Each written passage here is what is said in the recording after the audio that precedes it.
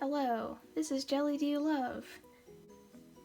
Today, I'm going to be making a Spinosaurus plush. And if you haven't seen my Instagram, I've made a few plushies in the past.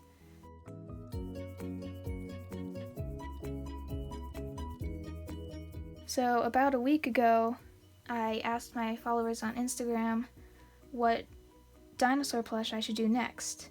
And it was close between the Pachyrhinosaurus and the Spinosaurus, but they ended up choosing the Spinosaurus, which I was a little disappointed about at first because Spinosaurus is kind of mainstream, and I kind of prefer doing like kind of obscure dinosaurs. Why? I don't know. Maybe they just deserve more love. Recently, like 2 days ago, they came out with a paper about Spinosaurus because they found that Spinosaurus had like a paddle-like tail, like a salamander tail. Well, they're not sure, but a lot of people have been calling it like a salamander-like tail, or like a crocodile-like tail. Basically, a very tall tail that it would use to swim through the water, pretty much confirming that Spinosaurus was an aquatic dinosaur. And this is like the most extreme adaptation for aquatic life in a dinosaur, which is super exciting.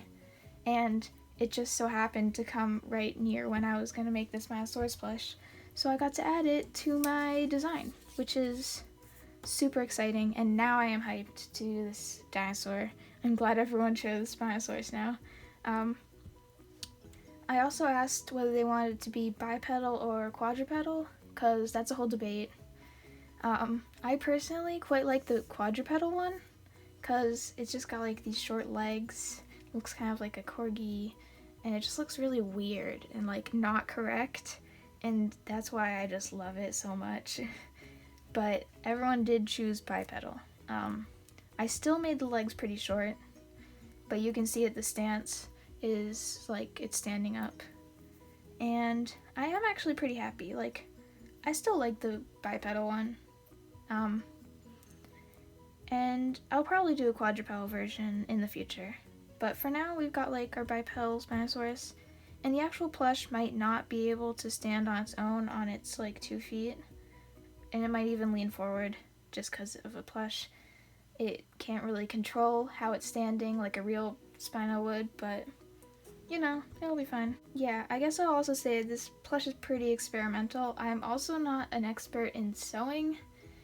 I just kind of like do stuff and see how it works out. I don't really know too many official like terminology, but basically I'm just gonna sort of like figure it out. Like, as you can see, even though there are lines here, I haven't cut them out on these, and that's because I think I'm gonna sew all the way around, turn it inside out, but then before stuffing I'll sew like on the top with probably my sewing machine, these lines, and then that'll basically create like a pocket. So then this stuff will be thinner, like the tail. Also, I made it a throat pouch, which I don't usually do, but it seems like pretty likely that dinosaurs had throat pouches, so I decided to put one on this plush.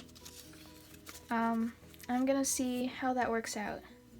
Just a quick update, I sewed the legs onto the side pieces and the legs onto the belly gusset.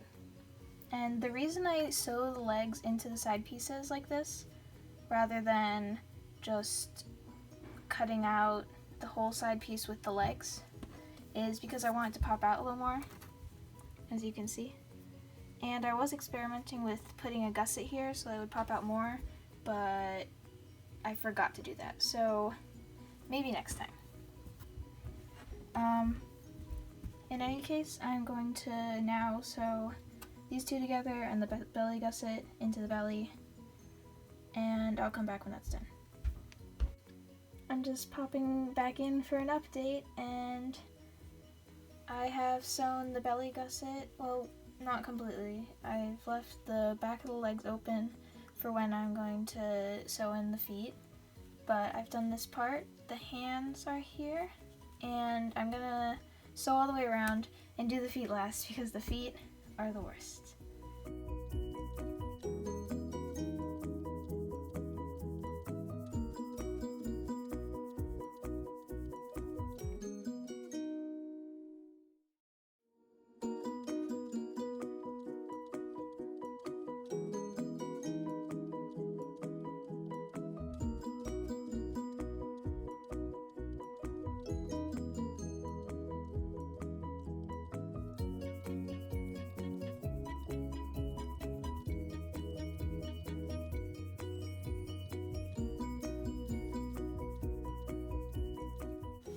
Alright, as you can see, I have sewn the sides together.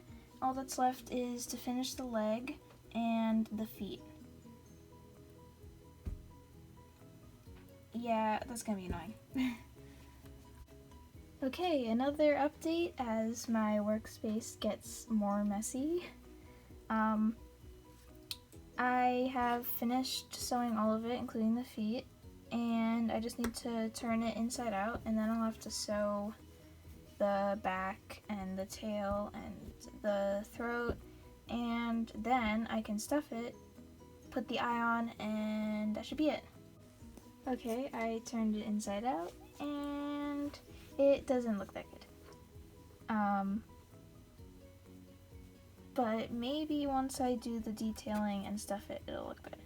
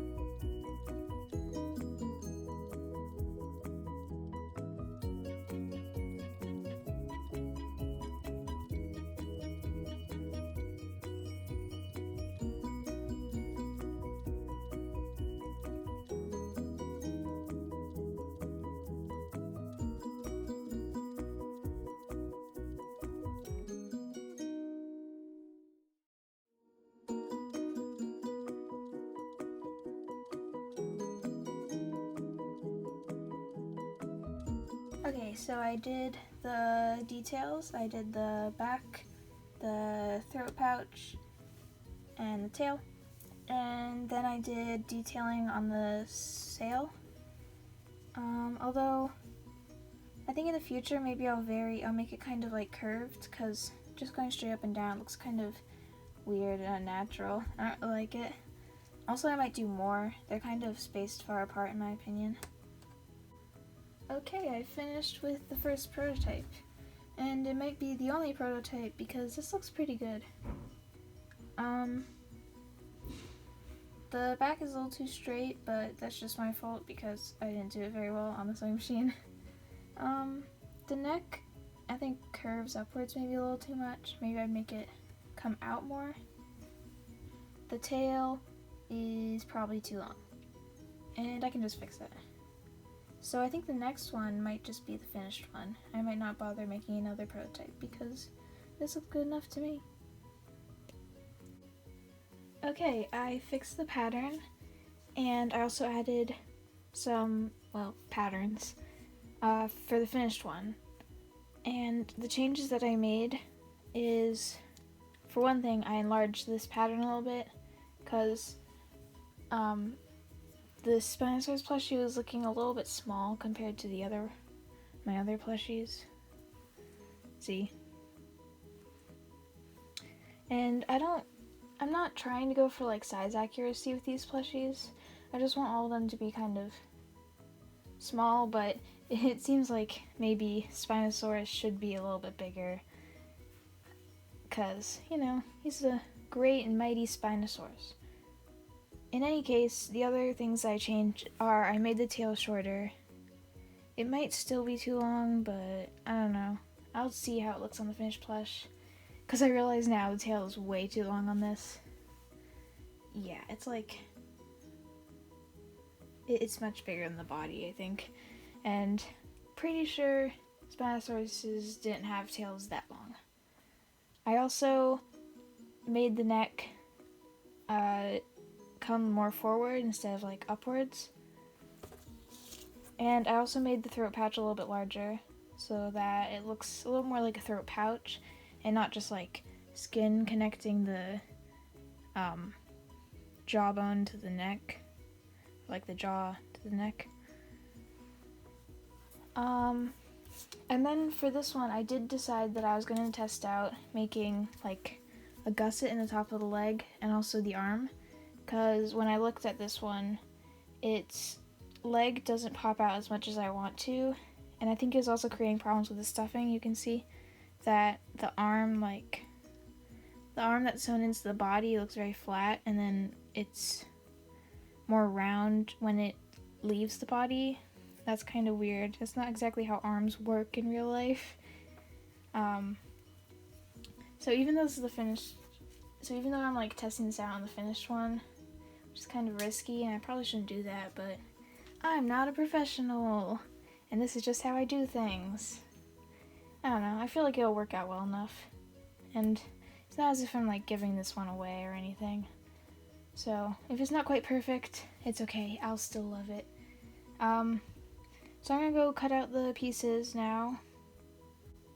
Okay, I have finished cutting out the pattern pieces, and here's the general idea.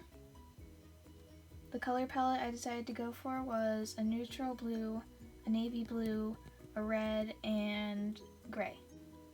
So now I'm gonna start by sewing the pattern pieces. So I'll sew these onto the blue and this all together, so then it'll just end up being the one back piece, and then I'll sew the legs on and continue basically the way I did earlier. Alright, after tons of procrastination, I finally finished sewing the patterns. And unfortunately, the gusset didn't seem to really do anything. It's hard to tell because it's so dark, but it's not really popping out any more than it would without a gusset, so either I'm not doing it right, which is totally possible because I am not a professional, or gussets are just not really the way to go. In any case, I am now going to sew the sides together and the belly into them, then do the feet, which are going to be annoying as always, and finally do the outside detail with the sewing machine, and it'll be done. Ta-da!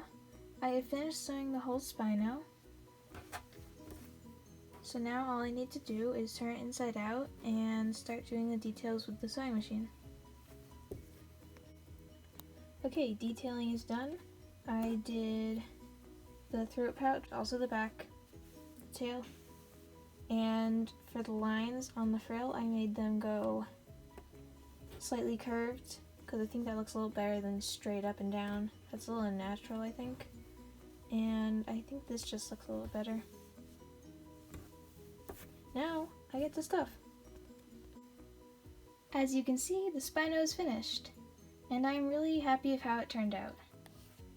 As you can see, the tail is more proportionate, and even though I didn't change the length of the legs in the pattern, they came out longer for some reason.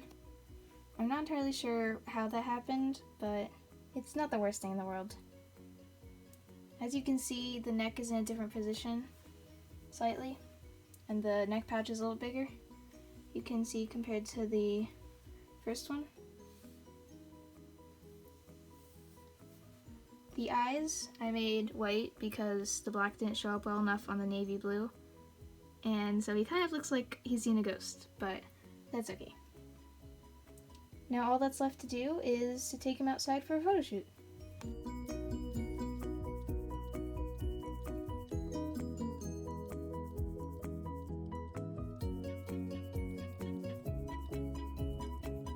Thanks so much for watching my video.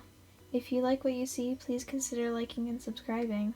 And if you have any suggestions for future videos, you can put them in the comments down below. I promise I'll get better at making YouTube videos. Just give me some time.